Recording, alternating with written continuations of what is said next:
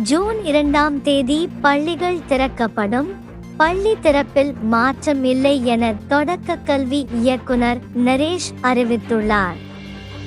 இதுகுறித்து அவர் வெளியிட்டுள்ள அறிக்கையில், திட்டமிட்டபடி ஜூன் 2ஆம் தேதி பள்ளிகள் திறக்கப்படும் என அரசு மற்றும் அரசு நிதி உதவி பெறும் ஆரம்பம் மற்றும் நடுநிலை பள்ளிகளை திறப்பதற்கு தயாராக வேண்டும் என்று தெரிவிக்கப்பட்டுள்ளது.